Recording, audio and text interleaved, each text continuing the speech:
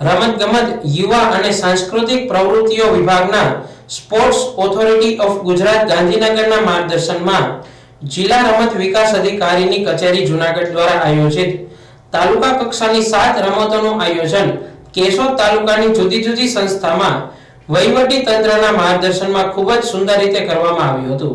7 જાન્યુઆરીથી શરૂ થયેલા તાલુકા કક્ષાની રમતોમાં આખરી તબક્કામાં સરકારી આદર્શ નિવાસી શાળા કેશોદમાં એથ્લેટિક્સ સ્પર્ધાના જુદા જુદા વય જૂથમાં 9, 11, 14 અને 17 વર્ષની નીચેની વયના અને ઓપન એજની વિવિધ ઇવેન્ટમાં ભાઈઓ બહેનોમાં કુલ 1450 જેટલા સ્પર્ધકોએ ખૂબ ઉત્સાહભેર ભાગ લઈ શ્રેષ્ઠ પ્રદર્શન કર્યું હતું.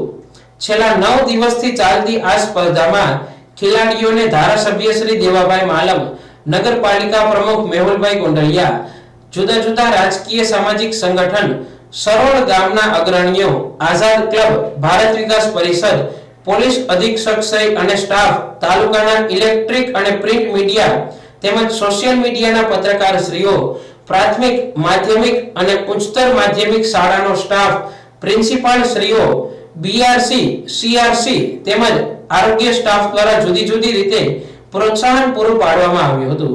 ખેલ મહાકુંભની આ સ્પર્ધામાં તાલુકા કક્ષાએ 9 અને 11 વર્ષથી નીચેના 64 બાળકોની યંગ ટેલેન્ટ માટે ખૂબ પારદર્શક રીતે પસંદગી કરવામાં આવી છે, જે આગામી ફેબ્રુઆરી માસમાં જિલ્લા કક્ષાએ ભાગ લેવા જશે. જુદી જુદી રમતમાં પ્રથમ, દ્વિતીય સ્થાન પ્રાપ્ત કરનાર સ્પર્ધકો આગામી સ્પર્ધામાં જિલ્લા કક્ષાએ કેશોદ તાલુકાનું પ્રતિનિધિત્વ કરશે અને 1 થી 3 નંબર પ્રાપ્ત કરેલ ખેલાડીઓને સ્પોર્ટ્સ ઓથોરિટી ઓફ ગુજરાત દ્વારા ડીબીટી થી રોકડ પુરસ્કાર કરવામાં આવશે. તાલુકા કક્ષાની આ મેગા ઇવેન્ટને સફળ બનાવવા કન્વીનર ડોક્ટર હમીરસિંહ વાળા, પ્રિન્સિપાલ બીએસ ભાવસાર, મદદનીશ સમાજ કલ્યાણ અધિકારી એ.કે. રાઠોડ, એમડી દાઈમા, હીરાભાઈ મુછાળ, સહ convener JS. Bharvadiya, BRC doctor Bharatbhai Nandaniya, Vijaysinh Vala, Ajay Thakor, વ્યાયામ શિક્ષક ટીમ, ટ્રેનરો અને ખેલ સહાયકોએ સેવા પૂરી પાડી હતી.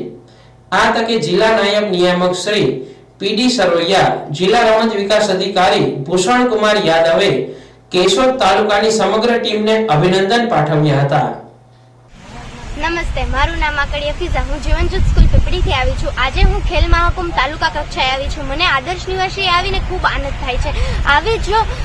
આવી જો રમતોત્સવ વારે ઘડી થતી રહી તો મને મારા જીવનની એક નવી સીડી મળી જાય અને હું મહેનત કરીશ અને આગળ વધીશ. Thank you.